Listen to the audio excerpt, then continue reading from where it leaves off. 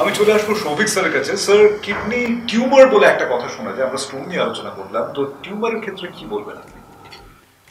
Kidney tumour সম্বন্ধে বলতে গেলে প্রথমেই বলতে হয় যে কিডনি টিউমার দু ধরনের হয়।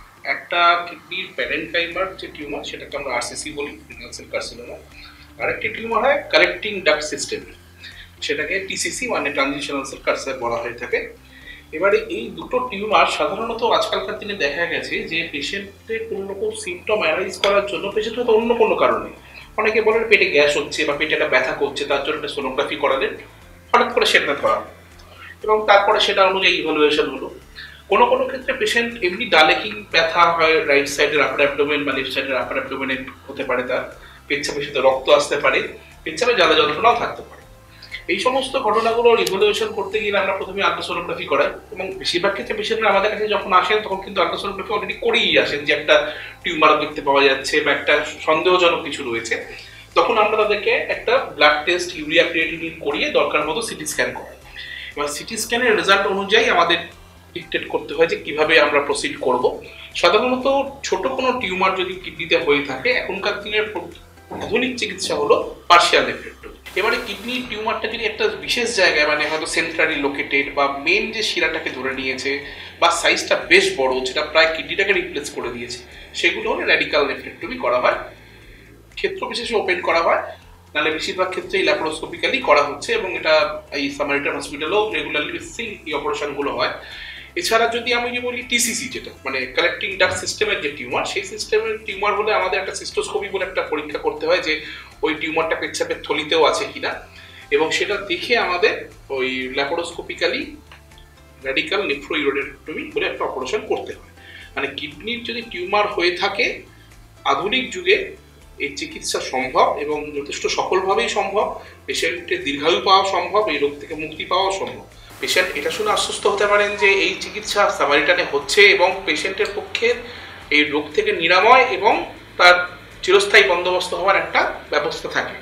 শুধু পেশেন্টকে একটু রেগুলারলি ফলো আপের ভেতরে থাকতে হবে, কোনো সিমটম অ্যানালাইজ করলে তাকে ডাক্তারবাবুর কাছে যেতে হবে, তার চিকিৎসা নিতে হবে এবং চিকিৎসার পরে নিয়মিত ডাক্তারের সাথে যোগাযোগ রাখতে হবে।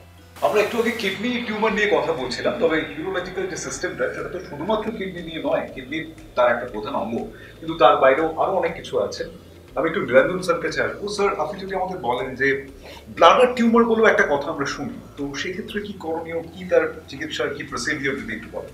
ব্লাডার টিউমার বলতে মূত্রথলির টিউমার, সেটা আমাদের যা ইউরোথেলিয়াল যে লাইনিং, সেটা কিডনির থেকে আমাদের পেনিসের মুখ ইউরেথ্রা শেষ অবধি যে কোনো জায়গাতেই হতে পারে, তবে ম্যাক্সিমাম পাওয়া যায় মূত্রথলির মধ্যে বলে ওটা ব্লাডার ক্যান্সার হিসেবে বেশি পরিচিত আর কি, এই টাইপের ক্যান্সারগুলো।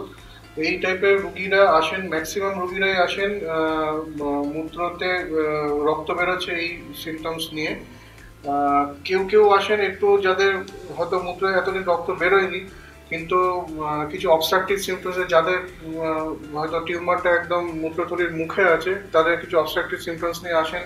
অনেকে আসেন কি পা হয়তো ফুলে গেছে, তাদের অনেক বেশি ডিজিজ প্রোগ্রেস করে গেছে, সেই অবস্থায় অনেকে আসেন হয়তো ধরা পড়েনি বা হয়তো অল্প একটু হয়তো রক্ত বেরোচ্ছে, হয়তো খেয়াল করেননি।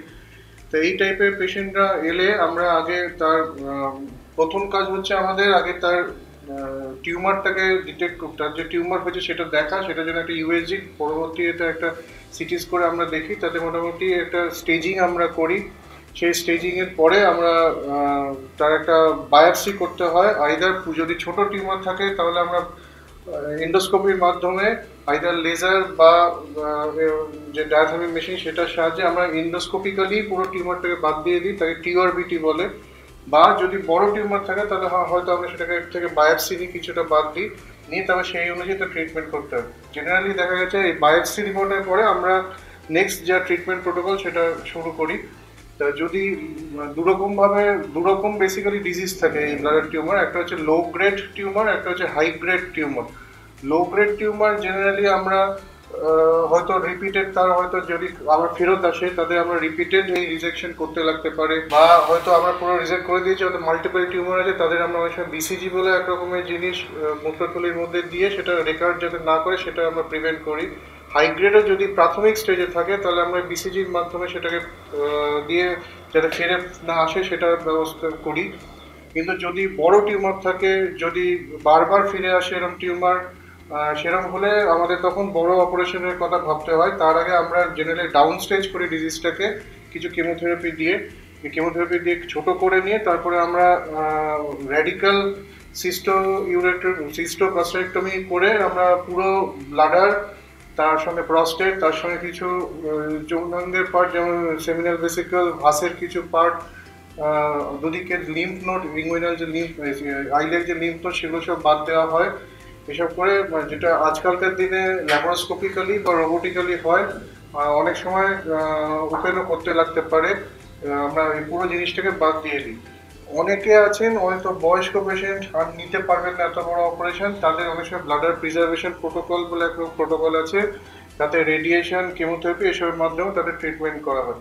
যাই হোক, এই টিউমার আগে খুবই বিপজ্জনক টিউমার ছিল, প্রাণঘাতী টিউমার ছিল এই টিউমার, কিন্তু আজকালকার দিনে সঠিক চিকিৎসার মাধ্যমে আমরা মোটামুটি, যদি তারা তাড়াতাড়ি আসেন আর্লি স্টেজে, তো অবশ্যই 100% পেশেন্টকে আমরা বাঁচিয়ে দিতে পারবো।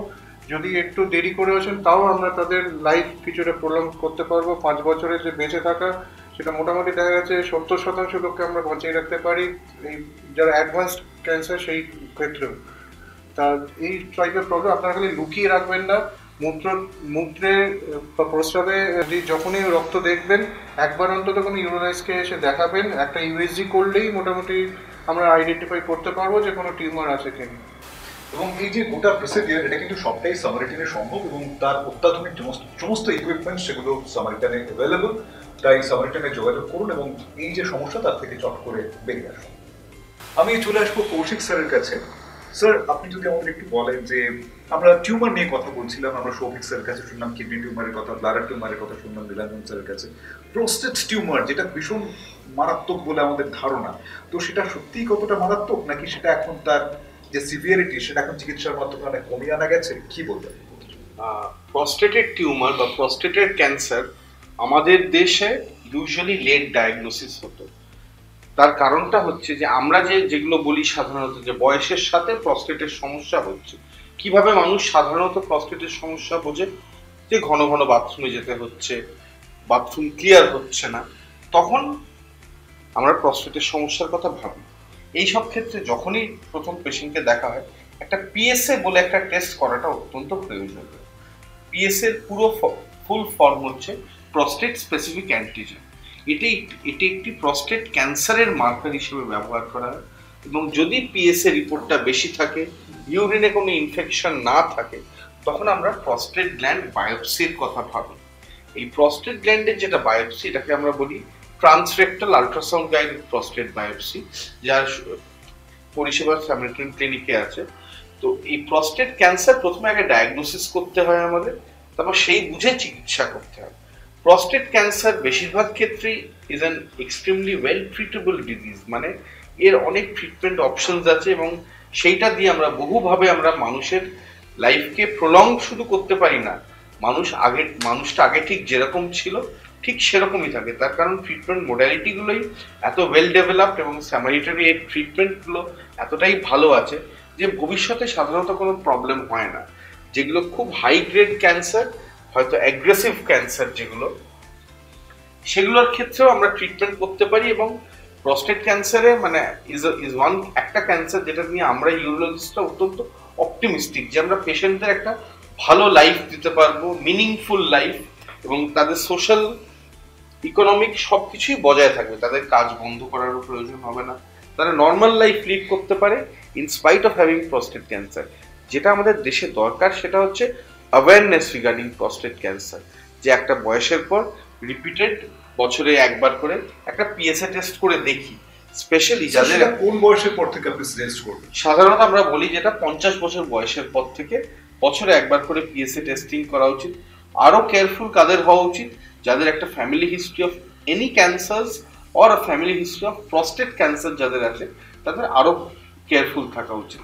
তাদের রেগুলারলি পিএসএ অবশ্যই টেস্ট করা উচিত, এবং রেগুলারলি একজন নিউরোলজিস্টের চেক আপে থাকা উচিত। স্যার, একটা সাধারণ ধারণা প্রচলিত আছে যে টেস্টোস্টেরন হরমোন যেটা, সেটা যখন কোনো ছেলের ক্ষেত্রে ক্রমশ কমতে থাকে বয়স বাড়ার সঙ্গে সঙ্গে, তার সঙ্গে তার প্রস্টেটের সমস্যা বাড়ার একটা সম্ভাবনা নাকি তৈরি হয়। এটা কি সত্যি নাকি এটা ভুল ধারণা? এটা কিছুটা আংশিক সত্য কথা এটা, টেস্টোস্টেরন মানে আমাদের আমাদের টেস্টিস থেকে যে হরমোনটা সিক্রিটেড হয় এটাকে আমরা টেস্টোস্টেরন বলি। এটাই হচ্ছে পুরুষ হরমোন, যেটা পুরুষকে তার পৌরুষত্ব দেয়। আমাদের প্রস্টেট গ্ল্যান্ডটা অনেকটা এই টেস্টোস্টেরনের এফেক্টেই চলে। তো টেস্টোস্টেরন যখন কমতে থাকে এর এফেক্ট হিসেবে বয়সকালে প্রস্টেট গ্ল্যান্ডটা বাড়তে থাকে। অনেক ধন্যবাদ কৌশিক স্যারের কাছ থেকে আমরা শুনে নিলাম যে প্রস্টেট টিউমার হলে কি করণীয় সে সম্পর্কে আপনি সামারিটানে আসতেই পারেন। আমি এবার চলে আসবো সরঞ্জিৎ চ্যাটার্জি স্যারের কাছে। স্যার, অন্যান্য যে ফিল্ডগুলো রয়ে গেল, অন্যান্য যে ক্যান্সার ইউরোলজিক্যাল ক্ষেত্রে সে সম্পর্কে যদি একটু বুঝিয়ে বলেন। অন্যান্য ক্যান্সারের মধ্যে যে দুটো ক্যান্সার খুব ইম্পর্টেন্ট এবং লাইফ থ্রেটেনিং সেগুলো হচ্ছে অ্যাজ ডক্টর কৌশিক দা এইসবে বললেন যে প্রস্টেটের নিচেই থাকে হচ্ছে টেস্টিকুলার, অর্থাৎ পুরুষ যে গ্রন্থিগুলো বাইল্যাটারাল টেস্টিকুলার ক্যান্সার এবং পিনাইল ক্যান্সার, এই দুটো ক্যান্সার। এর মধ্যে টেস্টিকুলার ক্যান্সার অর্থাৎ টেস্টিসের ক্যান্সার অ্যাকচুয়ালি একটু ভ্যারিয়েবল। এটা ইয়াং এজে হয় এবং একটা মধ্যবয়স্ক এবং ওল্ড এজে হয়। ইয়াং এজ মানে বিটুইন 15 টু বিটুইন 40 অর 30, এটা এই ধরনের ক্যান্সার হয়। আর একটা হয় হচ্ছে বিটুইন 30 টু 45। টেস্টিকুলার ক্যান্সারের ক্ষেত্রে আমরা টেস্টিস অর্থাৎ পুরুষ গ্রন্থিটা শক্ত হওয়ার সম্ভাবনা থাকে এই ধরনের, অথবা খুব রেয়ারলি ব্যথা বা যন্ত্রণা হতে পারে। এই ধরনের ক্ষেত্রে 3 রকমের ব্লাড টেস্ট আছে যেগুলো মার্কার হিসেবে ইউজ করা হয়। একটা হচ্ছে এএফপি, একটা হচ্ছে বিটা এসসিজি এবং একটা হচ্ছে এলডিএইচ। এই 3টে মার্কারের যে কোনো একটা অথবা 3টেই যদি বেড়ে থাকে তাহলে কিন্তু টেস্টিকুলার ক্যান্সারের চান্স ভীষণ রকমের বেড়ে যায়। টেস্টিকুলার ক্যান্সার সেমিনোমা হতে পারে অথবা নন সেমিনোমাটাস ক্যান্সার হতে পারে, এই দু ধরনের প্রকৃতি হতে পারে। টেস্টিকুলার ক্যান্সারের ক্ষেত্রে একটা জিনিস যেটা ভীষণ রকমের অ্যাওয়ারনেসের প্রয়োজন সেটা হচ্ছে আর্লি ডিটেকশন। টেস্টিসে যদি শক্ত মনে হয়, টেস্টিস বাড়ছে মনে হয়, তাহলে সব ক্ষেত্রে কিন্তু হাইড্রোসিল হচ্ছে না সেক্ষেত্রে, অথবা ইনফেকশন হচ্ছে না, সেই জন্য আপনি সঠিক চিকিৎসার জন্য ইউরোলজিস্টের শরণাপন্ন হবেন। এই বহু ক্ষেত্রে কিন্তু এটা ক্যান্সারাস হতে পারে। ক্যান্সারাস হলে প্রথম স্টেপ হচ্ছে টেস্টিসটাকে রিমুভ করা, এবং সেটা কিন্তু গ্রয়েন অর্থাৎ ইনগুইনাল রিজিয়নে ইনসিশন দিয়ে করা উচিত। অর্থাৎ আমাদের যে গ্রয়েন ক্রিজ বলে তার উপরে ইনসিশন দিয়ে কিন্তু, অর্থাৎ সে কেটে কিন্তু টেস্টিসটাকে বার করা উচিত। টেস্টিস কখনোই কিন্তু টেস্টিকুলার অর্থাৎ টোটাল স্যাক থেকে কিন্তু ওপেন করা উচিত নয়, তাহলে ক্যান্সারটা কিন্তু ইমিডিয়েট ছড়িয়ে পড়ে। যেটা আমরা আমাদের এক্সপিরিয়েন্সে, বহুদিনের এক্সপিরিয়েন্সে দেখেছি যে বহু ক্ষেত্রে টেস্টিস বাদ দেওয়া হয়েছে কিন্তু স্ক্রোটাল স্যাক দিয়ে, অর্থাৎ স্ক্রোটামকে ডিভাইড করে। সেক্ষেত্রে কিন্তু testicular cancer which is actually A completely curable cancer. যদি একটা ক্যান্সার থাকে, যেটা কৌশিক স্যার বললেনই যে প্রস্টেট ক্যান্সারের ক্ষেত্রে কিন্তু আমরা ভীষণ রকমের optimistic, whereas in testicular cancer we have almost reached cure level because of combined surgery, because of combined chemotherapy and in many cases radiotherapy, অর্থাৎ সার্জারি, কেমোথেরাপি, রেডিওথেরাপি, এই তিনটের কিন্তু সঠিক ব্যালেন্স এবং চিকিৎসার মাধ্যমে কিন্তু টেস্টিকুলার ক্যান্সার কিউরেবল। আর একটা ক্যান্সার যেটা আমরা আমাদের দেশে ভীষণ রকমের পাই সেটা হচ্ছে পুরুষ লিঙ্গ অর্থাৎ পেনিসের যে কোনো রকমের আলসারেশন, অর্থাৎ একটা আলসার ডেভেলপ করেছে, ব্যথা যন্ত্রণা হচ্ছে, সামান্য চুলকোচ্ছে অথবা চুলকোলে রক্তপাত হচ্ছে, এই ধরনের কিন্তু মানুষ এইগুলোকে বিভিন্ন রকমের ভুল ধারণার জন্য মানুষ কিন্তু সঠিক চিকিৎসায় আসেন না, বহু দিন ডিলে করেন। সেই জিনিসটা কিন্তু আমাদের আজকের অ্যাওয়ারনেসের, আমরা আজকে মেনলি মানুষকে অ্যাওয়্যার করতে চাই, অর্থাৎ সচেতন করতে চাই। এই ধরনের যে কোনো ধরনের যদি একটা আলসারের মতো আপনি লক্ষণ দেখেন যে আপনার পুরুষ লিঙ্গে হয়েছে, তাহলে কিন্তু আপনাকে সঙ্গে সঙ্গে ইউরোলজিস্টের শরণাপন্ন হতে হবে। কারণ এই ধরনের ক্ষেত্রে আমাদের প্রথম স্টেপ হচ্ছে যে একটা বায়োপসি, সঠিকভাবে বায়োপসি করে দেখা, বায়োপসিতে কোনো ক্যান্সার আসছে বা না আসছে না। কারণ টেস্টিকুলার ক্যান্সার, যেটা আমি একটু আগেই বললাম, এবং পিনাইল ক্যান্সার দুটোতেই কিন্তু মেন স্টেপ এবং ফার্স্ট স্টেপ হচ্ছে সঠিক সার্জারি। অর্থাৎ এখানে টেস্টিকুলার ক্যান্সারের ক্ষেত্রে আমি যেটা বললাম, হাই ইনগুইনাল অর্কিডেক্টমি সার্জারি, অর্থাৎ টেস্টিস বাদ দেওয়া। পেনিসের ক্ষেত্রে কিন্তু পেনেক্টমি অর্থাৎ পেনিসের ইট মে বি পার্শিয়াল, অর্থাৎ কিছুটা রেখে, কিছুটা পোর্শন পেনিসের রেখে কিছুটা পোর্শন ডিস্টাল পোর্শনটা বাদ দেওয়া, কোনো কোনো ক্ষেত্রে পুরো পেনিসটাই কিন্তু বাদ দেওয়ার দরকার হতে পারে।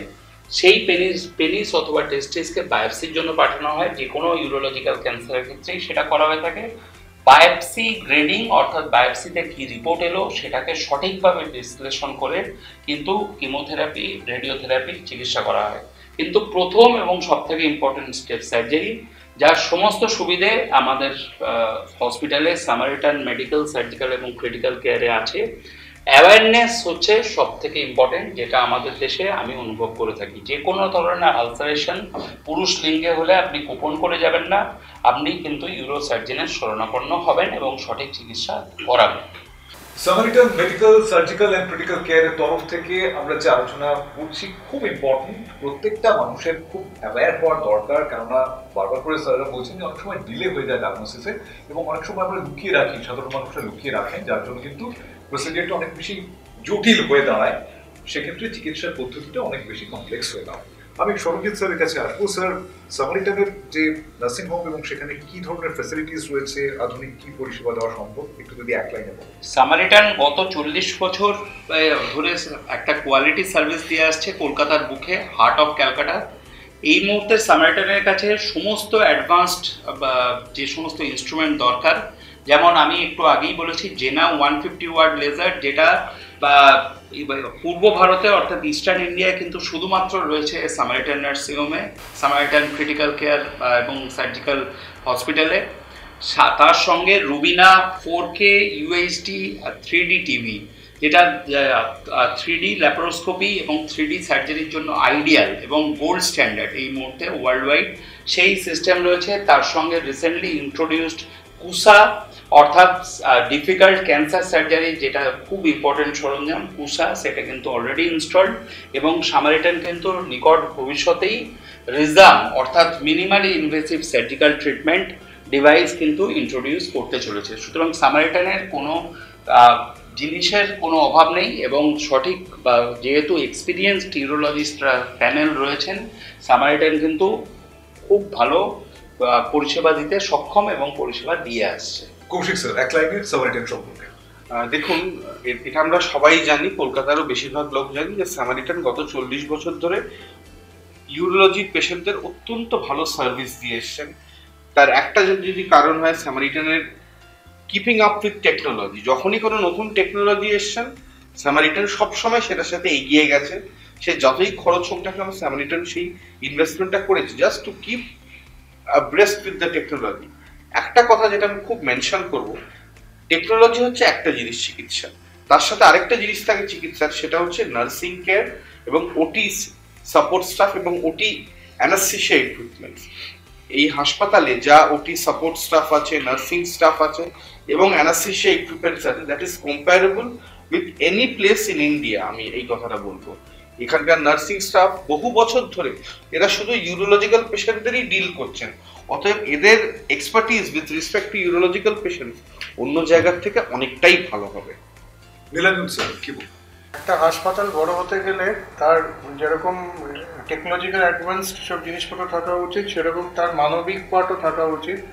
আমাদের সামারিটান ক্লিনিক বেসিক্যালি মানে একটা ঘর, যেটা ঘরের বাইরের একটা ঘর, পেশেন্ট নিজের ঘরকেই ফিল করতে পারেন। এটা বিরাট একটা জায়গা। যারা বিশাল পেশেন্ট একটা জায়গা। আসেন কোনো নার্সিং হোমে, তাদের ক্ষেত্রে কিন্তু তারা মেন্টালি অনেক সময় একটা ভয় নিয়ে আসে। নিজের প্রত্যেকটা পেশেন্টকে নিজের বাড়ির লোক বলে মনে করে, তাকে সেই রকম ভাবে ট্রিট করে। এমনকি ওটি স্টাফরাও হয়তো মাঝরাত্রে কোনো পেশেন্টের হয়তো কোনো ব্লিডিং হয়েছে বা কোনো হয়তো পোস্ট অপারেটিভ কোনো কমপ্লিকেশন হয়েছে, আমাদের বলার আগে তারা নিজেরা গিয়ে সেই প্রবলেমটা সলভ করার চেষ্টা করেন। হয়তো ব্লাডার ওয়াশ দিয়ে যারা তো প্রস্রাব কোনো আটকে গেছে সেটা রিলিভ করার চেষ্টা করে, সেটা আমরা পরে জানতে পারি হয়তো।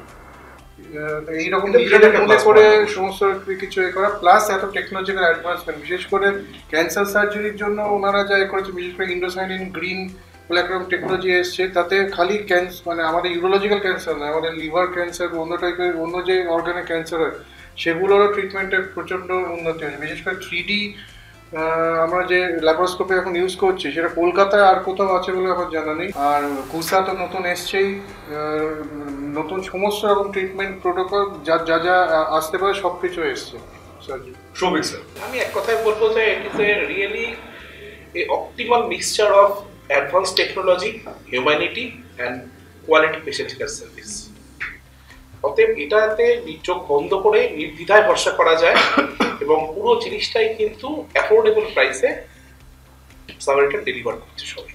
এবং একটা কথা খুব প্রচলিত এই ডাক্তার প্রসঙ্গে আমি একটা কথা আপনাকে বলতে চাই, ডক্টর সৌভিকের সূত্র ধরে, যে যেটা সামারিটান বলে থাকে এবং সেটা আমরাও ফিল করে থাকি, সামারিটানে এলে প্রাণও বাঁচে এবং টাকাও বাঁচে। So quality care with human touch, I believe that is the whole philosophy behind the Samaritan care.